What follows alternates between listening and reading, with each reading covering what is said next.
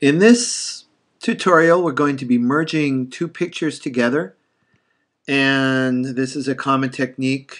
You might want to experiment yourself. I've seen some on the internet that were kind of funny, the merging animals with fruits and insects with fruits and vegetables and that kind of thing. So this one I'm going to be putting a frog on top of a building. So let's go to stock footage. And open these up.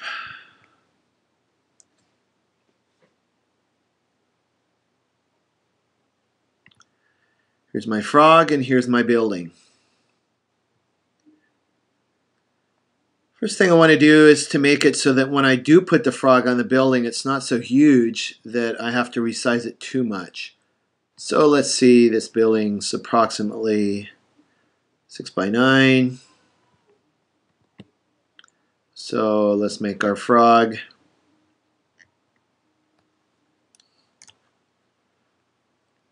about that size, and that should work out for us.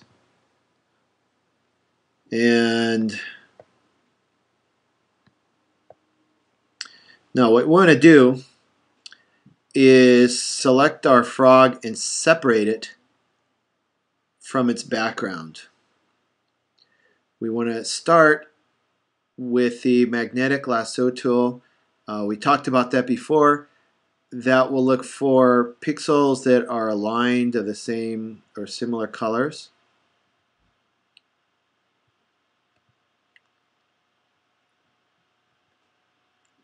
It's a little tedious. Bear with me here.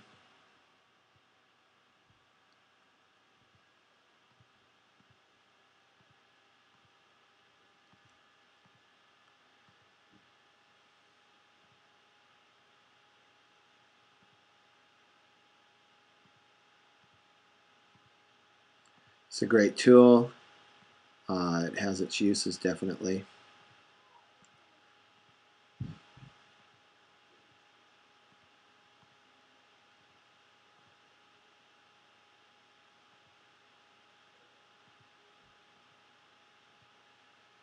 And with this, you want to be fairly precise, so talk about how you can do that too.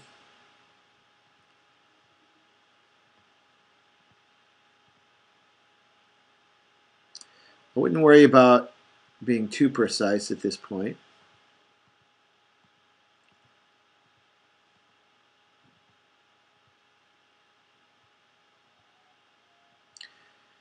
There we go, because the trick is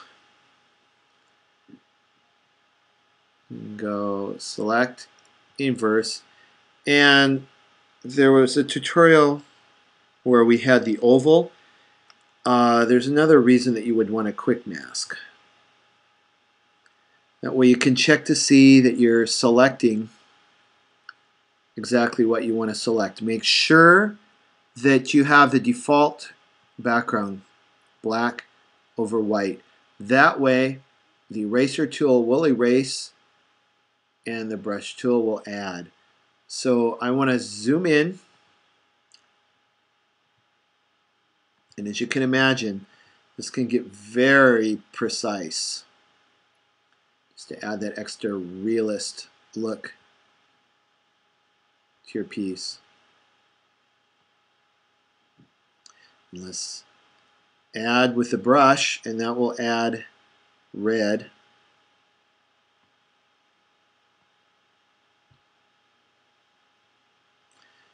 If you have other colors, or if you have the transparency set wrong, it's not really going to work that well for you. It'll come out like these gray tones that are going to be semi-transparent, like blurred. They're blurred.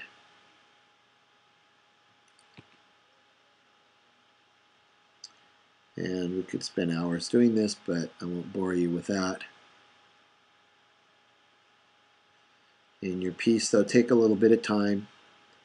Make sure that you're selecting as much as you can and not and not selecting what you don't really want. Okay, so let's hit the Q again and see. It's a little better. And you can always go backwards too. You can select again like this and do like that and see if that's really what you want to have selected. And that looks pretty good to me. So once we have our frog, we can copy that frog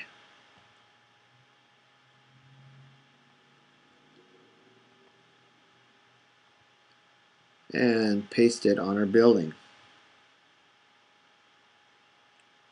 Problem here, of course, is that we've got drastically different colors. And a bunch of things are going on. We want the frog not to look like it's been pasted on, but we want it to blend a little better. I know probably to start with, we want to get rid of those towers. So here's a nice tool, the clone stamp. We click on this little, looks like a hand stamp, and if you hold down the Option key, it will clone whatever you have selected. So if we hold it here, notice how that changes. Just a little bit bigger. We'll click here and just got to have the right layer. We'll click here and boom, lo and behold, it covers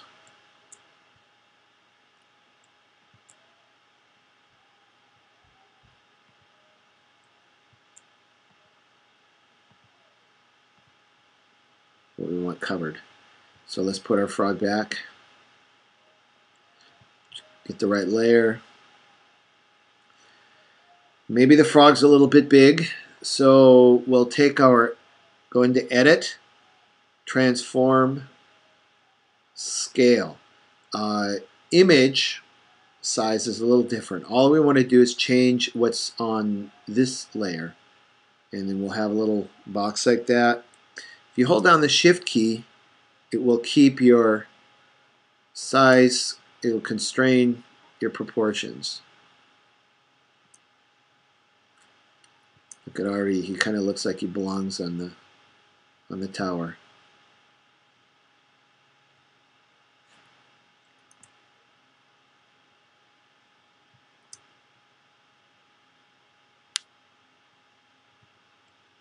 Hit return and boom, there he is. I'm still not satisfied. It just doesn't, the color just doesn't look quite right. So go in here. You can change the background by adjusting color balance. And let's give it a little more red. Take it out of the blue realm and give it a little more yellow.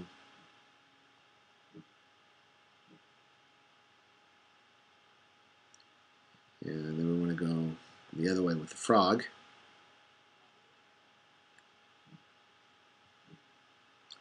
We'll give the frog a little more blue. A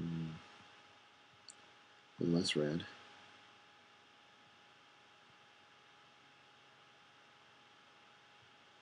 And play with that. Shadow would be nice. So why don't we just go up here, give him a little drop shadow.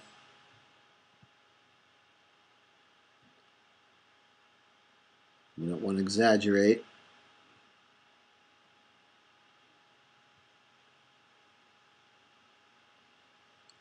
So let's take down the opacity. And there we go. I still am not happy. Not happy with the towers. So let's get rid of those completely. And we're using our stamp tool. We can easily do that.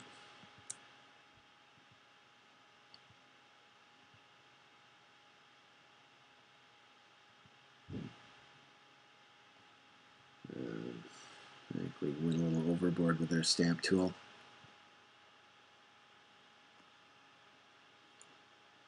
So let's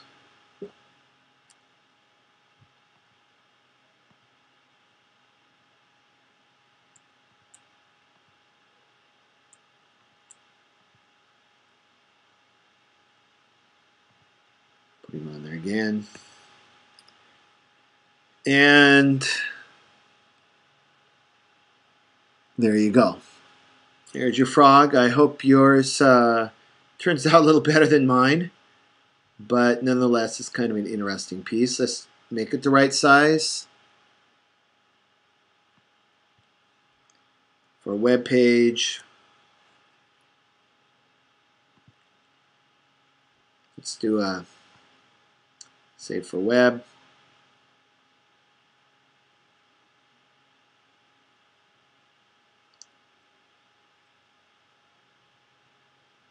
JPEG medium, and make sure you save it as the Photoshop 4.